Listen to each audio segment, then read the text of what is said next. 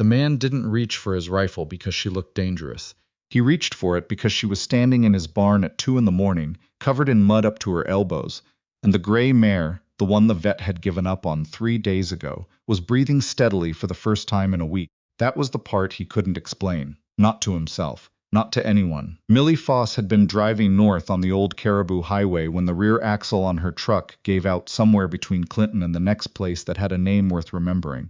It was October in the interior of British Columbia, which meant the rain came sideways and the temperature dropped fast enough to make a person stupid. She had her kit bag, her coat, and a folding knife her father had given her when she was 14. She had no cell signal and no plan. She walked 2 kilometers in the dark before she saw the lights of the barn. She didn't knock on the house. She knew better than to knock on a stranger's door at that hour in that country. Instead, she pushed open the barn door, smelled the warm animal smell of it, and stepped inside. She meant to sleep in an empty stall. She meant to be gone before anyone woke up, but the gray mare was lying on her side and making a sound Millie recognized. Low, labored, the kind of breathing that meant something was very wrong and had been wrong for a long time. Millie set down her bag. She wasn't a veterinarian. She was a wildlife technician for a forestry contractor out of Kamloops, which meant she knew enough about animals to know when one was suffering, and enough about her own limitations to know she might make things worse. But she also knew what a horse looked like when it was giving up. She'd seen it once before, on her uncle's place outside Mare, and she'd watched the animal go still, while the adults stood around arguing about what to do. She wasn't going to watch that happen again. She found the lantern hanging by the door and got it lit. She found a bucket and filled it from the tap at the back of the barn. She checked the mare's gums, pale, nearly white, and felt her belly and listened, the way her uncle had taught her, with her ear pressed flat against the animal's flank. She talked to her the whole time. Low, even words that didn't mean anything in particular. Just sound. Just presence. She was so focused she didn't hear the barn door open behind her. You want to tell me what you think you're doing. The voice wasn't loud. That was the thing about it. It was the kind of voice that didn't need to be loud because the person using it had learned a long time ago that volume was for people who weren't sure they'd be listened to. Millie didn't stand up right away. She finished what she was doing, adjusting the mare's position slightly, getting her weight off the worst of the pressure points, and then she rose and turned around. The man standing in the doorway was holding a rifle across his body, not raised, just present. He was somewhere in his mid-40s, lean in the way that came from actual work rather than effort, wearing a canvas barn coat that had been repaired at both elbows. He was looking at her the way people looked at problems they hadn't decided how to handle yet. Your mare is in colic, Millie said. She's been on her side too long. Another few hours and she might not come back from it. Silence. I'm not stealing anything, she added. My truck broke down on the highway. I came in to get out of the rain. His name was Garrett Fenn. She didn't know that yet. She just knew he was looking at her like he was weighing something, and that the rifle hadn't moved. You know something about horses, he said finally. It wasn't a question. Some. He looked at the mare. He looked at Millie. He looked at the bucket and the way she'd positioned the lantern. What do you need? He said. His wife had left 3 years ago. He didn't tell Millie that. He didn't tell her much of anything that first night, because there wasn't time, and because he wasn't the kind of man who talked about himself to strangers. What he did was work beside her, following her instructions with the quiet efficiency of someone who was used to taking direction when the situation called for it, and who had enough pride not to make a production of it. They got the mare up at around 4 in the morning. It took both of them, Garrett on the halter, Millie pushing from behind, both of them talking to the animal in voices they didn't use for people. When the mare finally stood and shook herself and bumped her nose against Garrett's shoulder, he made a sound Millie pretended not to hear. She went back to the stall she'd chosen earlier and got 2 hours of sleep. When she woke up, there was coffee outside the stall door, black, in a chipped mug that said Revelstoke 1988 on the side. She drank it standing up and thought about what she was going to do about the truck. Garrett was at the kitchen table when she knocked on the farmhouse door. He had a topographical map spread out in front of him, and a radio playing something with a lot of fiddle in it. I can call Hector in Clinton, he said without looking up. He does roadside. Might take him until afternoon. I don't want to trouble you. Garrett looked up then. He studied her face the way he'd studied the mare. Assessing, not unfriendly, looking for what was actually there rather than what he expected to find. You already saved my best horse, he said. Sit down. His name was Garrett Fenn. His ranch was called the Fenn Place, which was what it had always been called, going back to his father and his father's father. It sat in a valley between 2 ridgelines about 30 kilometers from anything, with a creek running through the south pasture and a view of the mountains, on clear days that made you understand why people had wanted to live here badly enough to survive what living here actually required. He ran cattle. He had a small herd of horses. He had a dog named Clive, who was old and slow and deeply suspicious of Millie for the first hour, and then deeply devoted to her for the rest of her time there, which said something, Garrett thought, though he didn't say it out loud.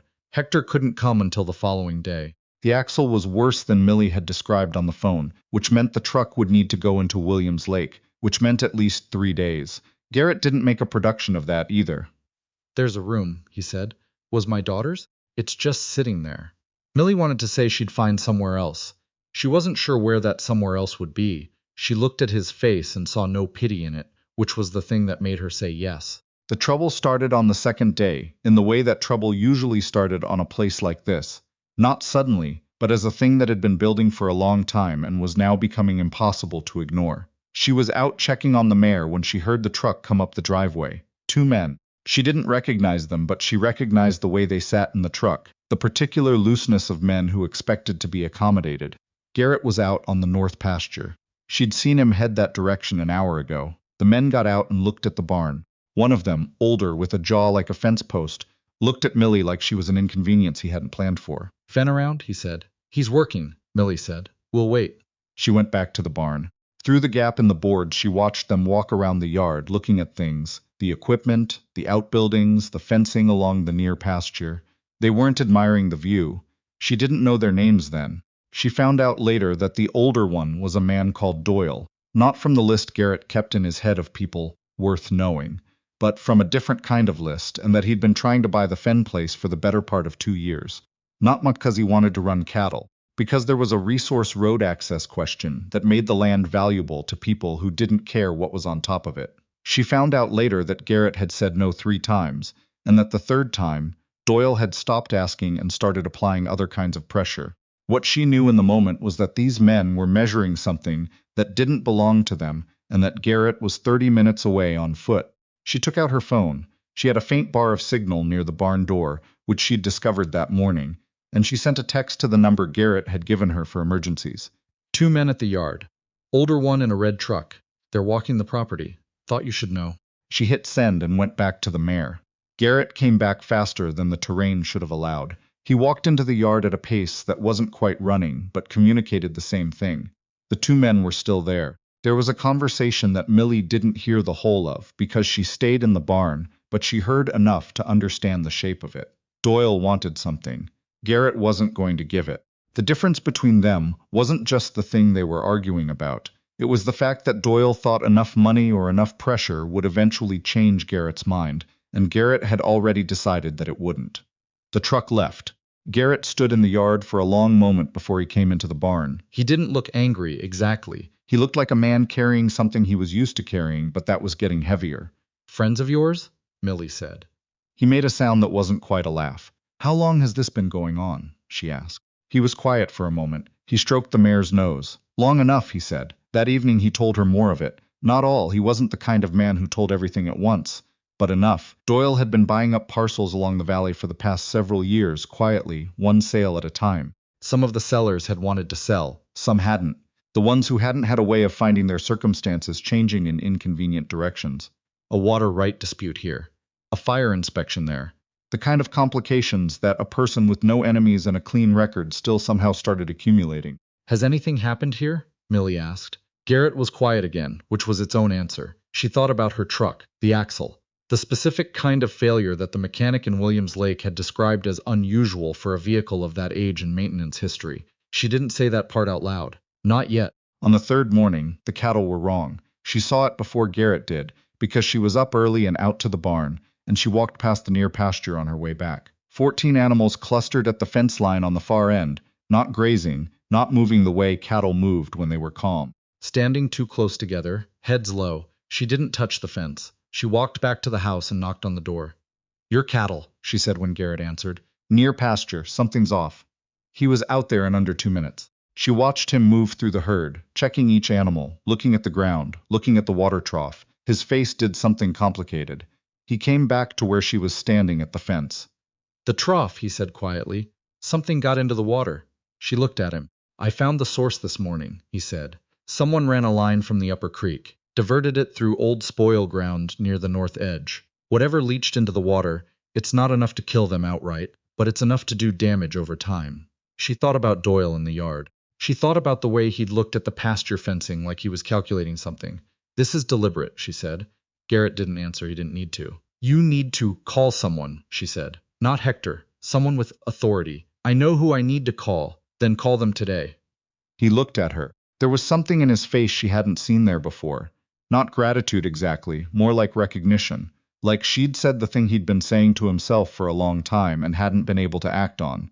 My daughter used to say the same thing, he said. Millie thought about a lot of things she could say to that. She said none of them. Call today, she said again. What followed was not simple or fast, because nothing involving land and water rights and a man like Doyle was ever simple or fast. There were inspectors from the regional office. There were water quality reports. There was a constable from Williams Lake who drove out and walked the north edge with Garrett for 2 hours and came back with his notebook full. Millie's truck was ready. She had her bag packed. She stood in the yard on the morning of the 4th day with the bag at her feet and the truck running at the end of the driveway where Hector had left it, and Clive sat next to her like he'd decided this was where his job was now.